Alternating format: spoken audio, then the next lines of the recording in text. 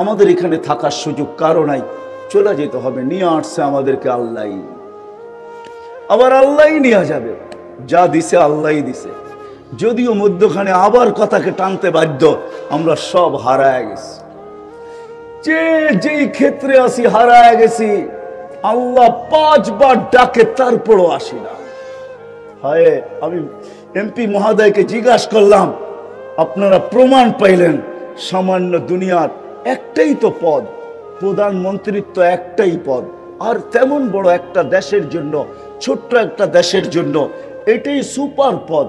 কিন্তু আল্লাহ তো এরকম না, ওনাকে আল্লাহই পয়দা করছেন, আল্লাহই আমাদেরকে পরিচালনা করতেছেন। এই জন্য আল্লাহ নিজেও এক জায়গায় বলছেন, ইয়া ইবনা আদম আযকুরুকা ওয়ালাউ তানসানি, 24 ঘন্টা তোকে আমি সুরক্ষিত করি। কে করে? প্রমাণ আমি আপনাদেরকে আমার ভিতর থেকে শত দিতে পারি। কেননা আমরা ডেলি 1,60,000 বার শ্বাস প্রশ্বাস নেই। শ্বাসের কন্ট্রোল রুম আছে, কন্ট্রোল রুম। দুনিয়াতে যেরকম সর্বদেশের সবকিছুর কন্ট্রোল রুম থাকে, আমাদের দেহের ভিতরে এই শ্বাসেরও কন্ট্রোল রুম আছে। ফেরেশতা এটাকে কন্ট্রোল করে। যখন শ্বাস ছাড়ি তো ফেরেশতা জিজ্ঞাসা করে, আমসিক আও আতরুক, আল্লাহ খোলা রাখবো না বন্ধ করে দিব? আল্লাহ বলে, উতরুক ওয়ালি আবদি আজাল, ছেড়ে দে, খোলা রাখ, আমার বান্দার জন্য, আমার বান্দার জন্য সীমা রেখা দেওয়া আছে। এই জন্যই বিনা পয়সায় ডেলি 550 লিটার অক্সিজেন নিতে দিতেছে আপনাকে আমাকে। জিজ্ঞাসা করেন বিজ্ঞানকে, ডেলি কয় লিটার অক্সিজেন নেন? আর এইখানে যারা বসে আছি আমরা বিনা দ্বিধায় নিতেছি আর ছাড়তেছি, ঠিক না? যান ঢাকা শহরে যারা ভেন্টিলেটারে পড়ে আছে ওদেরকে জিজ্ঞাসা করেন শ্বাস টানতে কত কষ্ট আর নিতে কত কষ্ট। আমি গত 2020-এ একজনকে চিনি, নাম বলবো না, ইশারায় হয়তো এমপি মহোদয় বুঝা ফেলবে।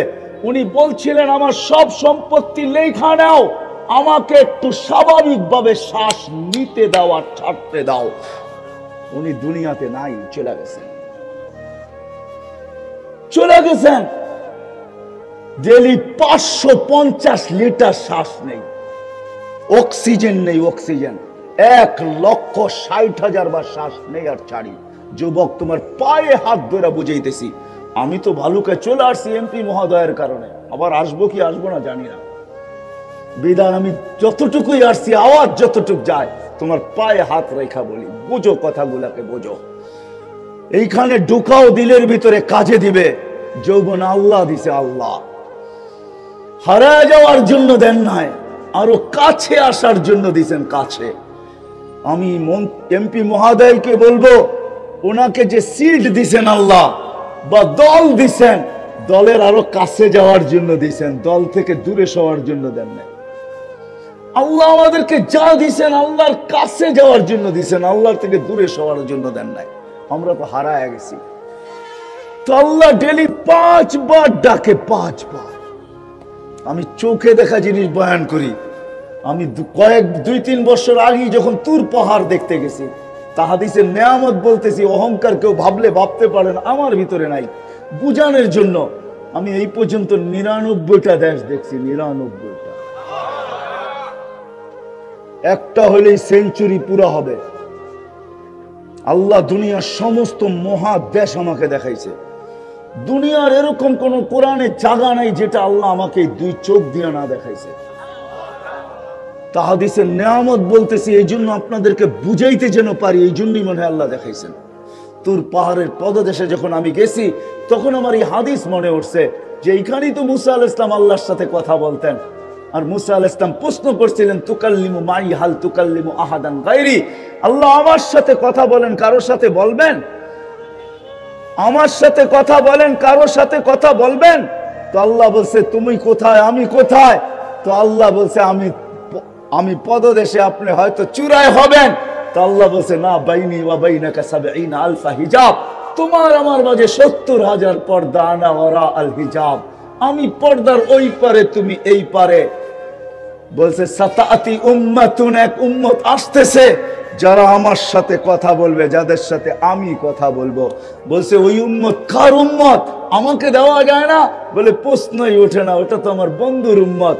আমার হাবিবের উম্মত মুহাম্মদুর রাসূলুল্লাহ সাল্লাল্লাহু আলাইহি ওয়াসাল্লামের উম্মত, যাদেরকে আমি শোকেজে রেখা দিছি, আমাদেরকে সবার আগে নির্বাচিত করে আল্লাহ রেখা দিয়েছেন।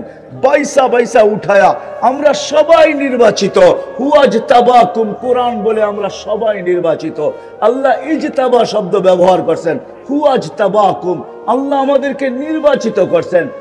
যেরকম ফলের দোকানে যে বাইসা বাইসা টিপা টিপা ভালো ফলটা প্যাকেট করেন, আল্লাহ আমাদেরকে এরকম বাইসা বাইসা শোকেজে রাখছেন আমাদের নবীর উম্মত হওয়ার জন্য। বলছে না, এটা শোকেজে রাখা আছে, এটা সেফটি জায়গায় রাখা আছে, আপনাকে দেওয়া যাবে না, একটু দেখানো যায় না? তো উনি আল্লাহর কাছে দরখাস্ত করছেন, আরিনি হাদিহিল উম্মাহ, একটু দেখান। তো আল্লাহ বলে দেখানো যাবে না, তুমি অনেক আগে চলে আসছো, এরা অনেক পরে আসবে, বিদায় দেখানো যাবে না। তো মুসা আলাইহিস সালাম বলছে একটু আওয়াজ শোনানো যাবে? তো আল্লাহ বলে এটা যাবে। তো আল্লাহ আমাদেরকে আওয়াজ দিছিলেন, ইয়া উম্মতা মুহাম্মদ। আমরা রূহের জগৎ থেকে সবাই সাড়া দিছি, লাব্বাইক ওয়া সাদাইক, লাব্বাইক আল্লাহুম্মা লাব্বাইক, লাব্বাইক ওয়া সাদাইক। ও আল্লাহ, আপনি ডাকা সাড়া দিতে পারে আমাদের ভাগ্য খুলে গেছে। মুসা আলাইহিস সালাম বলছে, মুসা আলাইহিস সালামকে আল্লাহ জিজ্ঞাসা করছে, আওয়াজ কিরকম শুনলা? মা সামিতু আহসানা কাত্তু, এরকম সুন্দর আওয়াজ জীবনে শুনি নাই। কিন্তু আরেকটা বলছে, এটাও লম্বা হয়ে যাবে, বলছে এত সুন্দর ভাষায় কেউ জবাব দিতে পারে, এরকম সুন্দর শব্দে কেউ জবাব দিতে পারে, এটা আমার ধারণা ছিল না, এত সুন্দর শব্দে জবাব। আল্লাহ বলছে ঠিক আছে মুসা আলাইহিস সালাম, আজকের থেকে আমার ঘরে যে আসবে এহরাম বাঁধবে, বাঁধার সাথে সাথে নিয়ত করার সাথে সাথে যে শব্দ দিয়ে আমাকে ডাকবে, এই শব্দ আমি ওইখানে ফিট করলাম। এই জন্য হজে হোক উমরায় হোক, নিয়ত বাঁধার সাথে সাথে যে চিল্লান দিতে হয়, লাব্বাইক আল্লাহুম্মা লাব্বাইক, এই শব্দ ওইখান থেকে আসছে। তো বলছে এরা কথা কখন বলবে? বলে ইদহুম ইয়াসজুদুন, যখন তারা সেজদায় যাবে। সেজদায় হায় হায় হায়, শুকর শুধু শুধু বলে নাই, 5 বার ডাকে মালিক। কে ডাকে? আল্লাহ ডাকে আল্লাহ। আর আমরা হারায় গিয়ে কি বলি? প্রত্যেকে আমরা বলতে থাকি ব্যস্ত ব্যস্ত ব্যস্ত ব্যস্ত ব্যস্ত ব্যস্ত, ঠিক না? চলেন এই হাদিসে শুনে দিই আপনাদেরকে, এরও অবসান ঘটবে। মৃত্যু হতে দেরি, কানে পর্দা ফাটতে দেরি হবে না। ফেরেশতা চিৎকার দিয়ে জিজ্ঞাসা করবে, আইনাল ইশতিগাল, বল তোর ব্যস্ততা কোথায় বল। তুই না বলতি বড় ব্যস্ত? আল্লাহ 5 বার ডাকতো, যুবক হোক আর বৃদ্ধ হোক, নারী হোক আর পুরুষ হোক, হাটের হোক আর বাজারের হোক, ক্ষেতের হোক আর খামারের হোক, মেলের হোক আর ফ্যাক্টরির হোক, অফিসের হোক আর আদালতের হোক, রোডের হোক আর ঘাটের হোক, যেই ব্যক্তি হোক, আজানের ধ্বনি কানে আসছে, নামাজের সময় জানা আছে, আল্লাহ ডাকছেন আসে নাই, শুধু বাহানা দিছে আই এম ভেরি বিজি, আমি ব্যস্ত ব্যস্ত ব্যস্ত ব্যস্ত ব্যস্ত। মরতে দেরি, কানের পর্দা ফাটতে দেরি হবে না। ফেরেশতা চিৎকার দিয়ে জিজ্ঞাসা করবে, আইনাল ইশতিগাল, বল তোর ব্যস্ততা কোথায় বল। তারপরে ফেরেশতা জবাব দিবে, বলবে জালাল ইশতিগাল, তোর ব্যস্ততার অবসান ঘটায় দিছি। আর তোকে কোনোদিন কেউ ব্যস্ত দেখবে না, আর তুইও আর কোনোদিন ব্যস্ত বলবি না। তোমারও ব্যস্ত বলার কোনো সুযোগ নাই, কেউ তোমাকে আর কোনোদিন ব্যস্ত দেখবে না। কিন্তু শোনো কান পাইতা বাকিয়াল ওয়াবাল, সব গাটি তোমার সামনে আছে। মন্ত্রী এমপি মহোদয় ঢাকা শহর থাকে বিদায় উনিও জানে, আমি নাম বলবো না, এরকমও সন্তান আছে যার মা বাবা পাহাড় রেখা গেছে, পাহাড়। 2020-এ সন্তান মা বাবার কবরস্থানও চিনে না, কবরও চিনে না, কোন কবরস্থানে দাফন হয়েছে এটাও জানে না, কবর কোনটা এটা তো চিনেই না। শুধু ফোন করে বলছে সংস্থাকে, আপনারা সৎ কাজ করে দিয়েন। যেই সংস্থা সৎ কাজ করছে সেও তো পিপি পড়ছে, সেও তো মাস্ক পড়ছে, সেও তো প্রোটেকশন নিছে, পারত 2-4-10,000 টাকা খরচ করে সন্তান পর থেকে প্রোটেকশন নিয়া, ওই পিপি পড়া, ওই প্রোটেকশন নিয়া, ওই পিপির ভিতর থেকে 2টা চোখের পানি ছেড়া দিয়া, 2টা ফোঁটা জড়ায়া দিয়া মা বাবার লাশকে কবরে দিতে পারত।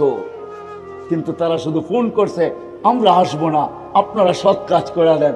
আমি এমপি মহোদয়কে বলতে চাইতেছি না, উনি ইঙ্গিতে বহুত কিছু বুঝা ফেলছে। আমি চিনি, আমি ঢাকা শহরে থাকি, আমি সারাদিন নিয়ে চৈসা বেড়াই। রাগ হয় না, গত মাসের 23 তারিখে আসছি আমি আমেরিকা থেকে, তারপরে শুরু হয়েছে প্রোগ্রাম।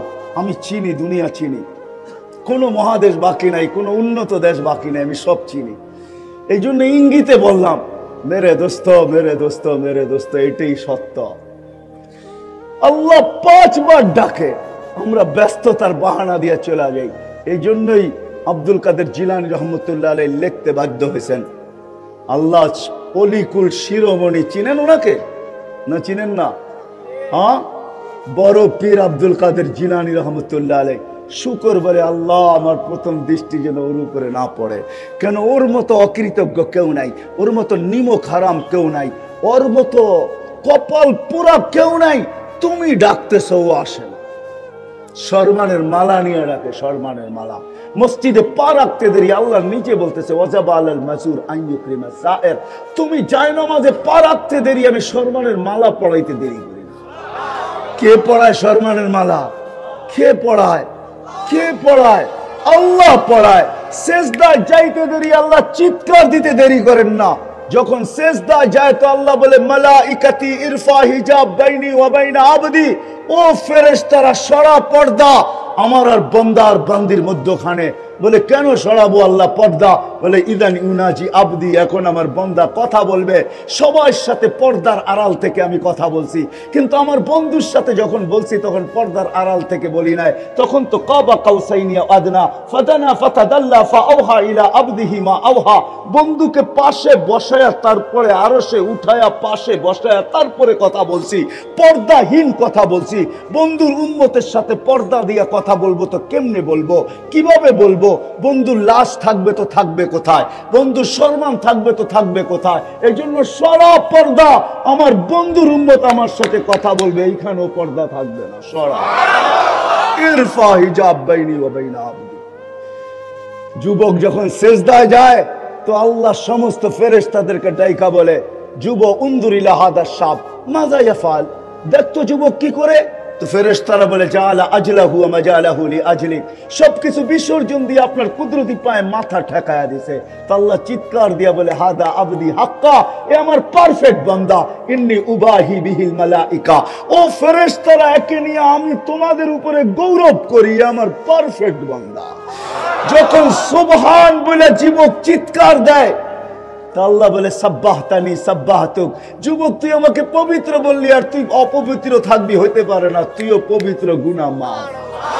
যখন আলা বলে আলা, আল্লাহ তুই মহান, তো আল্লাহ বলে যুবক তুই আমাকে মহান বললি, আমি যদি তোকে মহান না বানাই তারপরে তুই দেখিস যখন এইভাবে চলতে থাকে আর নামাজে অভ্যস্ত হয়ে যায়, আজান শুনতে দেরি, মসজিদের দিকে দৌড়াইতে দেরি করে না।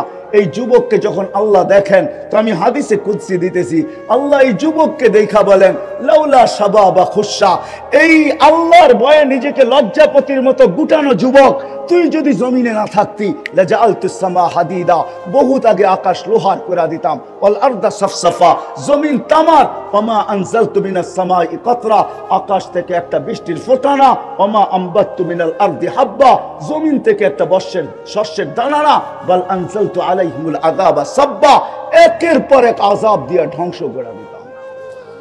কেন? প্রত্যেক ব্যক্তি তো হারায় গেছে, তাই না? কি বলেন? না হারায় নাই? হ্যাঁ হ্যাঁ, আজান হয় না বালুকায়? কি বাজার বন্ধ না, রোড বন্ধ না, গার্ড বন্ধ না, মসজিদের দিকে দৌড়ায়? তো আল্লাহ বলে যুবক তোর কারণে আমি আযাব দিয়া ধ্বংস করে দিতাম। পারি না তো পারি না, তোর চেহারা দেখলে পারি না। এই জন্যই আমি বইলা বেড়াই সারা বাংলাদেশে যে বাংলাদেশ নড়ে চড়ে পড়ে না, বাংলাদেশ নড়ে চড়ে পড়ে না। বাংলাদেশের জন্ম লগ্ন থেকে শতবার ভূমিকম্প আসছে। দুনিয়ার ইতিহাসে আমাকে কেউ নেটে সার্চ দিয়ে দেখাইতে পারবে না 7.8 ভূমিকম্প আসছে আর বিপর্যয় ঘটে নাই, এরকম কোন দেশ আমাকে কেউ দেখাইতে পারবে না। ওটা শুধু বাংলাদেশ। 7.8 ভূমিকম্প 3 থেকে 4 বছর আগে 31st নাইটের পরের দিন আসছে, কিন্তু কোনো বিপর্যয় ঘটে নাই। দুনিয়ার কোথাও কেউ দেখাইতে পারবে না, কেননা আবহাওয়াবিদদের কাছে 10-এর উপরে কোনো সংখ্যা নাই, টপ 10। এই জন্যই ওনারা 10 নম্বর যখন দেন তো উপরে লেখা দেয় মহা বিপদ সংকেত, মানে কি কিয়ামত। দুনিয়ায় কোথাও 10 নম্বর বিপদ সংকেত হয়েছে যে ঘটে নাই, কোথাও আপনি আমাকে দেখাইতে পারবেন না। কিন্তু বাংলাদেশে হয়েছে, কোনো বিপর্যয় ঘটে নাই। 2 বছর আগে বুলবুল আসছে, 10 নম্বর মহা বিপদ সংকেত ছিল, কোনো বিপর্যয় ঘটে নাই। কি বলেন? আপনারা বালুকার থেকে দেখছেন ঠিক না? আর আমি ওই রাত্রে কোথায় ছিলাম জানেন? ওই রাত্রে আমি ছিলাম পাথর গাটা, যেখান দিয়া বুলবুল প্রথম ঢুকছে। আমাদের ইস্তেমা চলতেছিল, আমি 6-7টা ইটের নিচে খোলা ময়দানে ছিলাম, আমার মাথার উপর দিয়ে বুলবুল ঢুকছে। ওই দিন 200-300 লোক ছিল আমাদের সাথে, সব চলে গেছে, আমরা দোয়া আগেই করে দিছি, জোহরের আগে দোয়া হয়ে গেছে। কিন্তু সবাই বলছে আপনি থাকবেন, ঢাকা যাইতে পারবো না, আমি গাড়ি নিয়ে গেছি, আপনি থাকবেন, একা ছেড়া যাইতো, কি করে যাই, মরলে এইখানেই মরবো। আমি বলবো মৌত হবে না ইনশাআল্লাহ। বিপর্যয় বাংলাদেশে ঘটবে না, কারণ এখানে হাজারো লক্ষ যুবক আছে যারা লজ্জাপতির মতো নিজেকে আল্লাহর ভয়ে গুটায় নিছে। এদেরকে দেখে এই জমিনে বিপর্যয় ঘটবে না ইনশাআল্লাহ। কোনো বিপর্যয় ঘটে নাই, এই জন্য আমি বুকে হাত রেখা দুনিয়া দেখা বলতেছি যে বাংলাদেশে কোনোদিন বিপর্যয় ঘটবে না। হ্যাঁ, প্রথম করোনার সময় আমরাও জানি, নেটে সার্চ দেন, বহুত মানুষ আছে যারা বলতেছিল এত মরবে যে দাফন করার কাউকে পাওয়া যাবে না, রাস্তা ঘাটে মোরা পোড়া থাকবে। আমি নাম বলবো না, নাম বললে আপনারা সবাই চিনা ফেলবেন।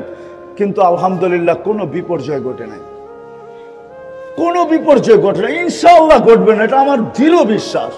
কেননা আমাদের দেশ মক্কা, মদিনা, বাইতুল মুকাদ্দাস ভিন্ন কথা, এই তিনটা নিয়ে তুলনাও চলে না, আলোচনাও চলে না। এছাড়া সারা দুনিয়ার ভিতরে বাংলাদেশের মতো দেশ আল্লাহ দ্বিতীয় তৈরি করেন নাই। এই দেশের মাটির মতো কোনো মাটি নেই, এই দেশের মানুষের মতো কোনো মানুষ নাই।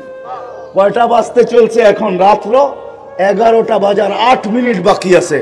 আপনি আমাকে বুঝাইতে হবে না কানাডা, আমেরিকা, অস্ট্রেলিয়া, উন্নত বিশ্ব আর এই আফ্রিকার জঙ্গলও আমাকে বুঝাইতে হবে না। আমি তো চষতে চষতে দাড়ি পাকায় ফেলছি।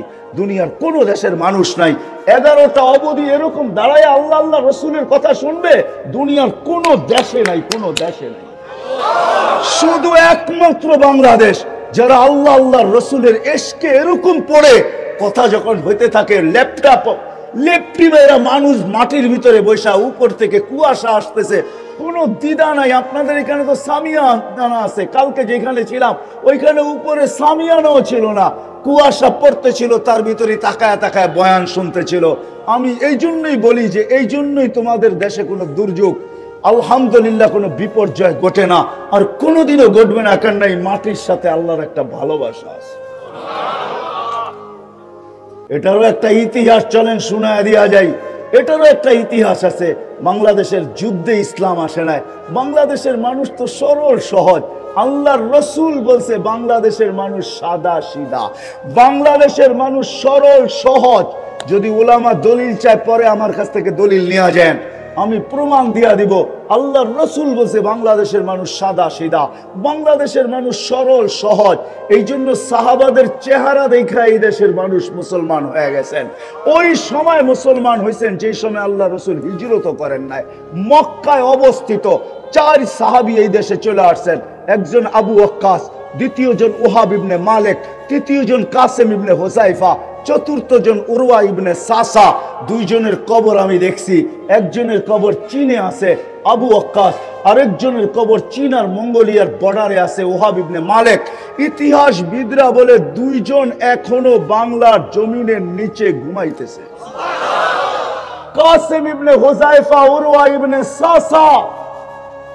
এই জন্যই মাটির সাথে আল্লাহর বিরাট বড় একটা ভালোবাসা আছে। আমি প্রমাণ দিতে পারি এই জমিনে যে বরকত আছে, এই বরকত দুনিয়ার কোনো জমিনে নাই। বিশ্বাস হয় না আপনাদের? হ্যাঁ হয়। হ্যাঁ, একজন ইমাম মুয়াজ্জিন কয় টাকা বেতন পায়? কয় টাকা? কয় টাকা বেতন পায়? কয় টাকা? আরে বলেন না, 5,000, 7,000, 10,000, 15,000, ঠিক না? আজ পর্যন্ত পাইছেন? আর ঘরের কোনো অভিযোগ পাইছেন না? জামা দেখেন এগুলো আমাদের হচ্ছে চকচকা, সবচেয়ে কোট পরে এসে দামি দামি কোট, আমার গায়ে তো এটাও নাই, সব চকচকে। কেননা ওই 8-10 হাজারের ভিতরে আল্লাহ এরকম বরকত দিছে, বরকত। ওটা দিয়ে ছেলে সন্তান মানুষ বানাইতেছে, ভালো পড়তেছে, ভালো খাইতেছে, আর দেখবেন চকচকা জামা পরে সারাদিন পাঞ্চা বাইতেছে, ঠিক না? বরকত, এই বরকত আল্লাহ দুনিয়ার কোথাও দেয় নাই। মক্কা, মদিনা, বাইতুল মুকাদ্দাস ভিন্ন কথা, ওটা আলোচনার ঊর্ধ্বে। আমি দুনিয়া ঘুরা বলতেছি। মেরে দোস্ত শেষ জায়গায় চলে আসছি। আল্লাহ আমাদেরকে ডেলি 5 বার ডাকেন। এই জন্যই আমরা এখানে কেউ থাকতে পারবো না, সবাইকে চলে যেতে হবে। শূন্য দুনিয়া শূন্য হয়ে যাবে, এইখানে থাকার কারো সুযোগ নাই। কিন্তু আমাদের নবীজির সুবাদে শুধু আল্লাহ কোন নবীকে দান করেন নাই, কোন রসুলকে দান করেন নাই যে এক আমলের ভিতরে জীবন ঢুকায় দিবে, এরকম কোন একের ভিতরে 5 এরকম কোন নবীকে আল্লাহ দেন নাই, কোন রসুলকে আল্লাহ দেন নাই। শুধু আমাদের নবীজিকে দিছেন। কেন আমাদের নবীজিকে দিবেন না তো দিবেন না কেন? আমাদের নবীজি তো আল্লাহ। হায় হায় কেমনে বুঝাবো? শুধু ওনার অস্তিত্বের পরে প্রচার প্রসার না, আমাদের নবীজির অস্তিত্বের সমগ্র সৃষ্টির অস্তিত্বের 1000 বছর আগে থেকে আল্লাহ আমাদের নবীজির প্রচার প্রসার শুরু করছেন। সমগ্র সৃষ্টির 1000 বছর আগে আল্লাহ সূরা ইয়াসিন নিজে তেলাওয়াত করছেন। আর ইয়াসিন আমাদের নবীজির নাম। 10টা নামের ভিতরে একটা নাম। তো আল্লাহ সূরা ইয়াসিন তেলাওয়াত করে বলতেছেন ইন্নাকা লামিনাল মুরসালিন। আরবি গ্রামার মতে ইন্নাকা ওই ব্যক্তিকে বলা চলে যে সামনে উপস্থিত, তাকে ইন্না বলে সম্বোধন করা যায়। যদি সামনে না থাকে তো আরবি গ্রামার বড় হার্ড গ্রামার, বড় আজীব ভাষা। এটা আল্লাহর ভাষা, তো এটার ভিতরে আজীব জিনিস আছে। এই জন্য আল্লাহ কোনদিন ইন্নাকা বলতে পারতেন না, ইন্নাহু বলতে হইতো। আল্লাহ বলতেছে ইন্নাকা লামিনাল মুরসালিন। বন্ধু মনে হয় ওই সময় সামনেই বসা ছিল, নাইলে আল্লাহ ইন্নাকা বললো তো বললো কি কইরা? 1000 বছর আগের থেকে যার প্রচার চলতেছে, প্রচার অস্তিত্ব তো দূরের কথা, নবীর জীবনীর দিকে এটা যদি ওয়াজ মাহফিল না হয়ে, ইসলামিক সম্মেলন না হয়ে সিরত সম্মেলন হইতো বা শানে রেসালত সম্মেলন হইতো, তাহলে আমি আপনাদেরকে চিনাইতাম নবী আমাদেরকে। হ্যাঁ, সিলেটের ভাষা আছে একটা প্রবাদ বাক্য, খুঁটার বলে ছাগল নাচে। তাইলে আপনাদেরকে আমি বুঝাইতাম আমাদের পিছে খুঁটা আছে তো আছে কে, আমাদের আগে আছে তো আছে কে। এই জন্যই তো আল্লাহ আমাদেরকে যা দিচ্ছেন তা কাউকে দেন নাই। আমাদের নবীজির সুবাদে একের ভিতরে আল্লাহ সব ঢুকায়া দিছেন। ওটা নিয়ে আমি শুরু করলাম। একের ভিতরে শুধু একটা পুরা করো জিন্দেগি, ওকে। এটা আমাদের নবীজির কারণে দিছেন, কোন নবীকে দেন নাই, কোন রসুলকে দেন নাই। অথচ নবী আরো 312 জন আছেন, উলিল আজমি মিনার রসুল আরো 4 জন আছেন। আমাদের নবীজি ছাড়া 1.25 লক্ষ নবী, এদেরকেও দেন নাই, কাউকে দেন নাই। আমাদের নবীজির সুবাদে দিছেন, কারণ আমাদের নবীজি আল্লাহ রসুলের বন্ধু। একজনই আছে সৃষ্টির ভিতরে যাকে আল্লাহ সদ ইচ্ছায় গঠন দেন নাই, যাকে আল্লাহ সদ ইচ্ছায় গঠন দেন নাই। জিবরিলকেও আল্লাহ সদ ইচ্ছায় গঠন দিছেন। নবীজিকে বলছে না নবীজি আপনাকে সদ ইচ্ছায় গঠন দিব না। এই জন্যই হাসান ইবনে সাবিত রাদিয়াল্লাহু তাআলা আনহু বলেন খুলিকতা কামা তাশাউ, আপনি যেরকম চাইছেন আল্লাহ এরকম বানাইছেন। এই জন্যই আমি বলি মেরাজ অনেকগুলা কারণ, একটা কারণ এটাও আল্লাহ নবীজিকে উঠে মেরাজে নিয়ে গেছেন যে বন্ধু দেখি তো আপনাকে, সব সময় দেখি, কিন্তু আসেন একটু কাছে বসেন। আপনাকে তো আমি সদ ইচ্ছা মতো গঠন দিলাম না, আপনি যেরকম চাইলেন এরকমই দিলাম। যদিও দূর থেকে আপনাকে দেখি, একটু কাছে বসেন, একটু দেখি আপনি চাইলেন কিরম, আমি বানাইলাম কিরম। এই জন্যই মেরাজ, আসেন আপনি চাইলেন কিরম, আমি বানাইলাম কিরম, এর জন্য বসেন। মেরাজের কারণ এইটাও একটা, মেরাজের কারণ এইটাও একটা। যখন হাঁটি হাঁটি পাপা আমাদের নবীজি হাঁটি হাঁটি পাপা মাত্র হাঁটতে শিখছেন, আমেনা কোলে নিয়ে কাঁদতে ছিল, সব দৌড়ে আসছেন। আমেনা কাঁদিস কেন? দাদা আসছে, শ্বশুর আসছে, শাশুড়ি আসছে, দেবর ননদ সব চলে আসছে, কাঁদিস কেন? বলছে আব্দুল্লাহ নাই। বলছে মানি? বলে ছেলে যখন হাঁটতে শুরু করে তো বাবা আঙ্গুল ধরে হাঁটায়, হাঁটার গতি বাড়ায়, কোলে করে নিয়ে যায় ঘুরাইতে। আব্দুল্লাহ তো নাই, কে হাঁটাবে, কে নিয়ে যাবে এদিক ওদিক? তো আল্লাহ ছুটা চলে আসছে, আমেনা কাঁদিস না, তোর কান্না সইতে পারি না, তোর সন্তান হইতে পারে, আব্দুল্লাহ সন্তান হইতে পারে বন্ধু, কিন্তু আমার, কাঁদিস না। আব্দুল্লাহ ঘুরাইলে আর কোথায় ঘুরাবে? মক্কার অলি আর গলি, মক্কার দুটেই তো বড় মেলা, ওকাজ আর মাজান্না, ওইখানে নিয়ে যাবে। দূরে নিলে নানার বাড়ি মদিনা মুনাওয়ারায়, অথবা খালার বাড়ি, ফুফুর বাড়ি আর চাচার বাড়ি। আর কোথায় নেওয়া যাবে? কাঁদিস না, আসতে দে, ঘুরার সময় আমি রব নিজে চলে আসবো। হুয়াল্লাযী আসরা বিআবদিহি লাইলাম মিনাল মাসজিদিল হারাম। এইখানের অবজেক্ট আল্লাহ, ফাইল আল্লাহ, কর্তা আল্লাহ। আল্লাহ বুঝাইতেছে আমি চলে আসছি। বন্ধুর আঙ্গুল ধরে নিয়ে গেছি মক্কা থেকে বাইতুল মুকাদ্দাস, তারপরে প্রথম আকাশ, দ্বিতীয়, তৃতীয়, চতুর্থ, পঞ্চম, ষষ্ঠ, সপ্তম, সিদরাতুল মুনতাহা, বাইতুল মামুর, লৌহ কলম, আরশ, কুরসি, জান্নাত, জাহান্নাম সব বন্ধুকে ঘুরায়া দেখাইছি। বাকি ছিলাম আমি, পাশে বসায় আমারও দেখায়া আমিনার মন ঠান্ডা করার জন্য, চোখের পানি বুঝানোর জন্য। যেই ওয়াদা আমিনার সাথে করছি ওটাকে পুরা করার জন্য যাত্রা তার কোলে পাঠাইছি। মেরাজ এই জন্য হয়েছে, ওই নবীজির সুবাদে আল্লাহ আমাদেরকে দিচ্ছেন, নাইলে কোনোদিন দিতেন না। কোন নবীকে দেন নাই, রসুলকে দেন নাই। বলছে একটা কমপ্লিট করো, জীবন কমপ্লিট, ওটা হলো নামাজ। আউয়ালু মা ইউহাসাবুল আবদু ইয়াউমাল কিয়ামাতি আস-সালাহ। সর্বপ্রথম কিয়ামতের দিন নামাজের হিসাব হবে। ইদা সালুহা সালুহা সাইরুল আমাল। নামাজ কমপ্লিট তো জীবন কমপ্লিট, নামাজ ওকে তো জীবন ওকে, নামাজ পুরা তো জিন্দেগি পুরা। সবকিছু পুরা হয়ে যাবে যদি নামাজ পুরা করে দিতে পারি। এই জন্যই অলিকুল শিরোমণি আব্দুল কাদের জিলানী রহমতুল্লাহ আলাইহি সমস্ত হাদিসের আলোকে ওই ব্যক্তি লিখতে বাধ্য হয়েছেন যে শুকর পর্যন্ত সকালে উঠা বলে কাইলা ইয়াকা আউয়ালা নাযরিন আলা মান লা ইউসাল্লি। আল্লাহ প্রথম দৃষ্টি যেন কোনো বেনামাজির উপরে না পড়ে। হায় হায় হায়, কথা শেষ। চলে যেতে হবে। এই ছোট্ট জীবনটাকে গ্রহণযোগ্যতা, এই যুক্ত জীবনটাকে আল্লাহর কাছে গ্রহণযোগ্যতা পাওয়াইতে হবে, আল্লাহর কাছে কবুল করাইতে হবে, কবুল করাইতে হবে। এই ছোট্ট জীবনটাকে ওকে করাইতে হবে। কিন্তু শত ব্যস্ততা, হাজারো ব্যস্ততার ভিতরে ওকে করাবো তো করাবো কি করা? এর জন্য আমি অনেকগুলা বললাম না। আজকের থেকে যদি এই মজমা, যতদূর আমার আওয়াজ চায়, এই যুবকরাই যদি আজকের থেকে ওয়াদা করে পাক্কা যে যা করি আর না করি, যা আমার থেকে হয় আর না হয়, আজানের আওয়াজ শুনবো আর মসজিদের দিকে দৌড়াবো, আজকের থেকে নামাজের সাথে আপোষ হবে না না না না। কি ওয়াদা করতে পারি? পাক্কা ওয়াদা, পাক্কা। নামান, আমি খবর নিব কালকের থেকে মুসল্লি বাড়ে কি বাড়ে না। আমাদের যুবকরা যদি তৈরি হয়ে যায় তাহলে আমি দুনিয়ায়, দেশের কথা বলতেছি, আমি কোন দেশে, আপনাদের আমেরিকায় আমি এই পর্যন্ত 5 বার গেছি। দুনিয়ার বহু দেশ, আমি চাঁদে 6 বার গেছি। চাঁদে, আবার আকাশের চাঁদ মনে করেন না। আফ্রিকার একটা দেশ আছে চাঁদ, ওইখানে আমি 6 বার গেছি। ইথিওপিয়া আমি 6 বার গেছি।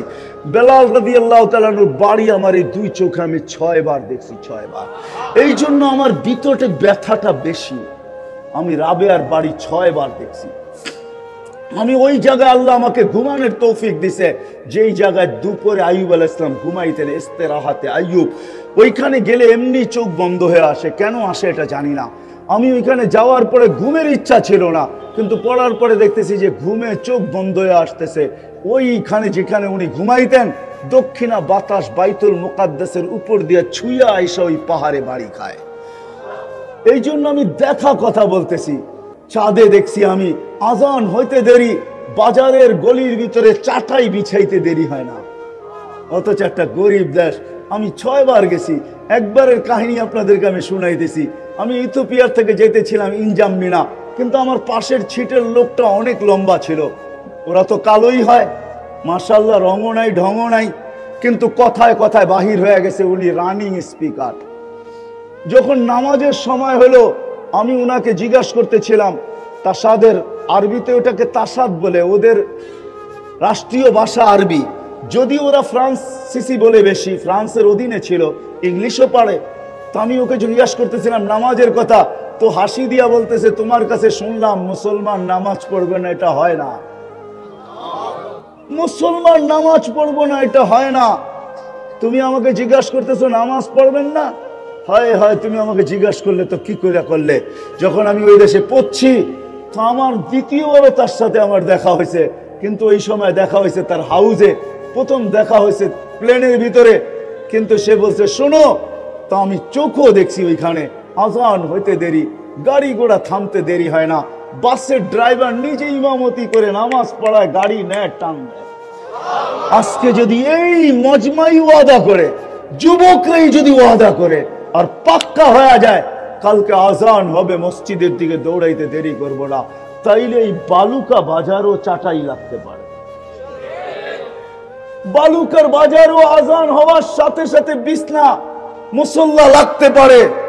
দোকানদারও বলবে নামাজ পড়া নেই, ক্রেতাকে বলবে নামাজ পড়া নেই, নামাজের পরে আবার বেচবো, আবার কিনবো, দাঁড়ায় গেল, নামাজ শেষ, আবার বাজার চালু। দুনিয়ায় শত দেশ আমি দেখছি, আমি চাঁদের কথাই বলতেছি। আমি একবার রমজানে জিজ্ঞাসা করছিলাম এদেরকে যে রমজানে তোমাদের অবস্থা কি, তো বলছে রমজানের আমাদের শুধু নিত্য প্রয়োজনীয় ব্যবসায়ীরা ব্যবসা করে, আর কেউ ব্যবসা করে না। আমরা কেন? রমজান তো আল্লাহ কামাইতে দিছে, আমরা গরিব দেশের লোক, আমরা যদি ব্যবসা করি তাহলে আখেরাতের জন্য কি কামাবো? এই জন্য নিত্য প্রয়োজনীয় ব্যবসায়ীরা শুধু ব্যবসা করে। তো আমি বললাম দাম কত নেয়? যে নিত্য প্রয়োজনীয় জিনিস যারা বিক্রি করে রমজানে কোনো 1 পয়সা মুনাফা নেয় না। তো আমি বললাম এটা আবার কেমন কথা? তুমি মনে হয় মুফতি কোন জায়গার থেকে পড়ছো, তোমাকে সার্টিফিকেট দিছে? তো দিছে কে? তুমি জানো না মুআসাতের মাস সহানুভূতির মাস? কেননা হাদিসে আছে যে রমজানে সহানুভূতি করবে তার জন্য জান্নাত অবধারিত, আল্লাহ তাকে জান্নাত লেখা দিবে। আমরা গরিব মানুষ, এই জন্য আমাদের নিত্য প্রয়োজনীয় জিনিসের কেউ 1 টাকাও মুনাফা নেয় না। হায় হায়, আমি কেমনে বুঝাবো আপনাদেরকে? এই জন্য কমসে কম যদি আজকালকের থেকে আমরা নামাজে উঠতে পারি, আর যদি একটা পরিবেশ কমসে কম বালুকার এই প্রপারের ভিতরে তৈরি হতে পারে যে আজান দেওয়ার সাথে সাথে মসজিদ ভরা গেল, অথবা আজান দেওয়ার সাথে সাথে বাজারের গলিতে বিছনা বিছায়া লেগে গেল, শত শত ওলামায়ে কেরাম বাজারের সময় বাজারের ভিতরে হাঁটাচলা করতে থাকে, একজনকে ডাক দিল হুজুর নামাজটা পড়ায় দেন, পুরো গলির ভিতরে এক জামাত হয়ে গেল। হয় রহমত আর বরকত, আল্লাহ আরো বাড়ায়া দিবে। এমনি তো আমাদের দেশের সাথে আল্লাহর রহমত আর বরকত আছেই, আর কমসে কম যদি আমরা সবাই নামাজি হয়ে যেতে পারি 100-এ 100, তো দেখেন সোনার বাংলা বাস্তবই সোনার বাংলা। আমাকে অন্যদিকে নিয়ে যান না, আমি ঘুরতে ঘুরতে আমার কিছু অ্যানালাইসিস আছে, চিন্তা আছে, অনুভূতি আছে, কিছু তুলনা করার ক্ষমতা আল্লাহ আমাকে বেশি দিয়েছেন, কেননা আমি দুনিয়া ঘুরা দেখছি।